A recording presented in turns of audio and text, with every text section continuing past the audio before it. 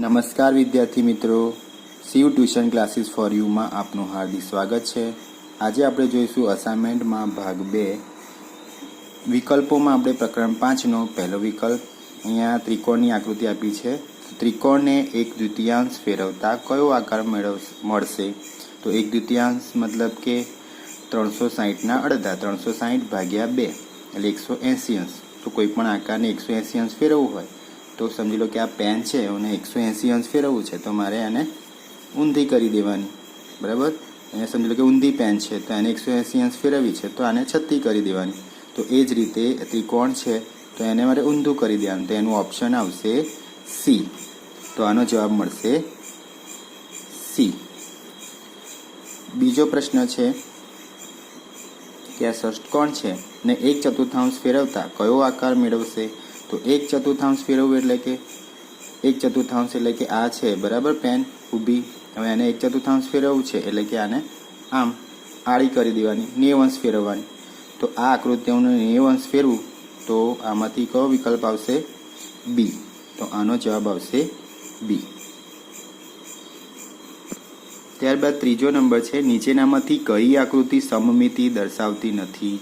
તો વિદ્યાર્થી આકૃતિ એ છે તે સમમિતિ દર્શાવે છે, બી છે સમમિતિ દર્શાવે છે, સીમાં આપણે જોઈએ તો આ આકૃતિ સમમિતિ દર્શાવતી નથી, કારણ કે જો હું અહીંયા આગળ અરીસો રાખું તો એની આ બીજી બાજુ આવી દેખાવી જોઈએ તો એનાથી ઊંધી દેખાય છે, બરાબર। તો આ સમમિતિ દર્શાવતી નથી, આ આકૃતિ સમમિતિ દર્શાવે છે, તો આપણો જવાબ આવશે સી। ત્યારબાદ ચોથો પ્રશ્ન છે દડાની આકૃતિ આપી છે, એની જમણી બાજુ દર્પણ મૂકતા દર્પણમાં કયું ચિત્ર દેખાશે? તો આપણે સ્વાભાવિક છે અહીં જોઈ શકીએ છીએ કે જો અહીંયા આગળ આપણે જમણી બાજુ દર્પણ રાખીએ તો આ પ્રમાણેનું દ્રશ્ય, આ પ્રમાણેનું ચિત્ર દેખાશે। તો આનો જવાબ આવશે એ। ત્યારબાદ પાંચમું છે પ્રશ્ન નીચેનામાંથી કઈ આકૃતિ દર્પણમાં જોતા બે સરખા ભાગમાં વિભાજિત થતી નથી? તો જો આકૃતિ છે બે સરખા ભાગમાં વિભાજિત થઈ શકે એમ છે, આકૃતિ સી છે એ પણ બે સરખા ભાગમાં વિભાજિત થઈ શકે છે, આ આકૃતિ છે એ પણ બે સરખા ભાગમાં વિભાજિત થાય છે, જ્યારે આ આકૃતિ બે સરખા ભાગમાં વિભાજિત થતી નથી। તમે જોઈ શકો છો હું અહીંયા તૂટક રેખા દોરું તો આ બાજુ નીચે આ જે ચિહ્ન દેખાય છે આવે અને આ ઉપર આવે, જ્યારે આમ આડું તૂટક રેખા દોરું તો પણ બંને બાજુ સરખું થતું નથી, તો આપણો જવાબ આવશે બી। ત્યારબાદ છઠ્ઠો પ્રશ્ન નીચેનામાંથી કઈ સંખ્યાને 1/2 ફેરવતા તે પહેલા જેવી જ દેખાશે? તો અગાઉ આપણે પ્રશ્ન જોયો કે 1/2 ફેરવવું એટલે 180 અંશ ફેરવવું, બરાબર। તો અહીંયા આગળથી જે પણ નંબર છે એને આપણે ઊંધા ફેરવીશું તો આ જે નંબર છે 10001 તો એને આપણે ઊંધા ફેરવીશું તો એનો એ જ નંબર પાછો મળશે, તો આનો જવાબ આવશે સી। સાતમો પ્રશ્ન છે નીચેનામાંથી કયો સ્પેલિંગ 1/2 ફેરવતા તે પહેલાં જેવો દેખાશે? તો અહીંયા આગળ જો MOM ને ઊંધા કરવું તો વાવ થઈ જશે, WOW। એ જ રીતના આને પણ એવો ને એવો સ્પેલિંગ નહીં દેખાય। પછી આ મેમ છે MAM તો WAW એવું થશે। જ્યારે હું આ ડીને ઊંધા ફેરવીશ 1/2 ફેરવીશ તો SWIMS છે તો એને હું આમ ઊંધા કરીશ તો SWIMS એવું થશે, તો આનો જવાબ આવશે ડી। ત્યારબાદ આઠમો પ્રશ્ન છે નીચેનામાંથી કઈ આકૃતિ સમમિતિ દર્શાવતી નથી?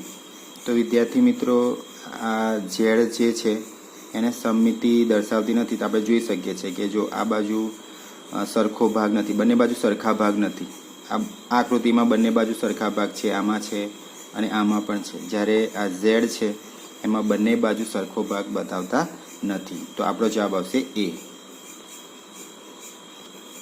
ત્યારબાદ પ્રકરણ 6માં જોઈશું પહેલો પ્રશ્ન કે 12નો મોટામાં મોટો અવયવ ખાલી જગ્યા છે, જેના વિકલ્પો છે A0, B12, C1 અને D6। તો આપણે ગણતરી કરીને એની સમજૂતી મેળવીએ।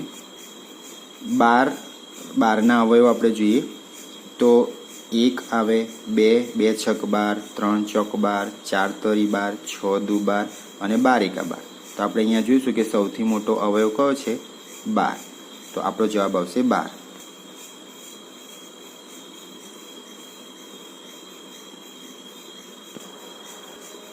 તેના બાદ બીજો પ્રશ્ન છે 15નો નાનામાં નાનો અવયવ ખાલી જગ્યા છે, જેના વિકલ્પો છે A 15, B 0, C 1 અને D 5. તો આપણે ગણતરી કરીને સમજીએ. 15ના અવયવ આપણે જોઈએ તો 1, પછી 3 પંચા 15, 5 તરી 15 અને 15 એકા 15. તો આમાં આપણે જોઈએ તો આપણે સૌથી નાનામાં નાનો અવયવ કયો છે? 1. તો 15નો અવયવ મળશે નાનામાં નાનો 1.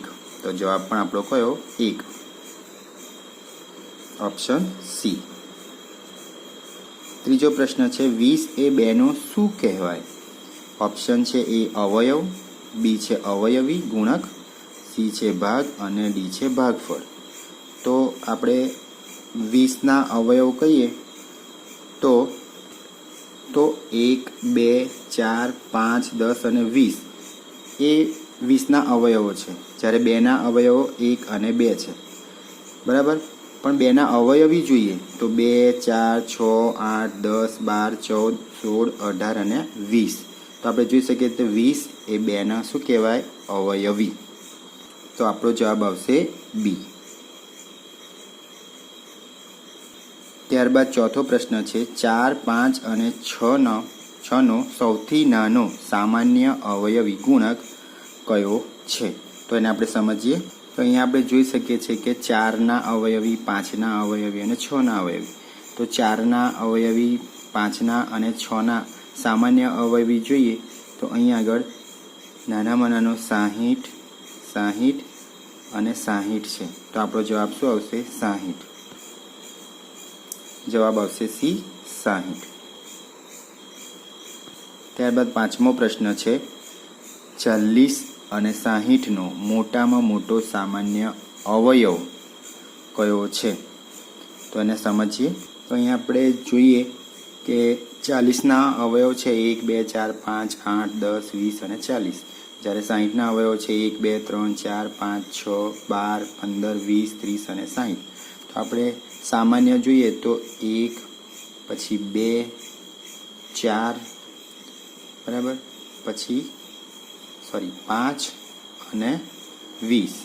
બરાબર. તો એટલા સામાન્ય અવયવો છે, એમાંથી સૌથી મોટો અવયવ છે 20. બરાબર. તો આપણો જવાબ આવશે 20. 20 એ આપણો જવાબ આવશે A 20. છઠ્ઠો છે પ્રશ્ન કે ખાલી જગ્યા એ દરેક સંખ્યાનો અવયવ છે. તો આપણે આનો જવાબ આવશે 1. 1 એ દરેક સંખ્યાનો અવયવ છે.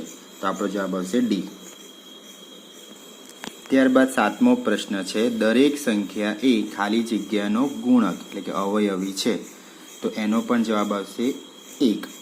દરેક સંખ્યા એ 1નો ગુણક કે અવયવી છે. તો જવાબ આવશે B 1. ત્યારબાદ આઠમો પ્રશ્ન છે 50 એ 5નો શું કહેવાય? તો 50 એ 5નો અવયવી કહેવાય, અવયવી કે ગુણક કહેવાય. તો આપણો જવાબ આવશે B. તો વિદ્યાર્થી મિત્રો, આ હતું વિકલ્પોનું સોલ્યુશન. અસાઇનમેન્ટમાંથી વિકલ્પોનું સોલ્યુશન કર્યું. હવે આપણે એના પછીના ભાગમાં, ત્રીજા ભાગમાં પ્રશ્ન 2A જોઈશું. તો દરેક જણ વિડીયો ધ્યાનથી જોજો અને સબસ્ક્રાઈબ કરજો, લાઈક કરજો, કોમેન્ટ કરજો અને ફરીથી મળીશું. આવજો.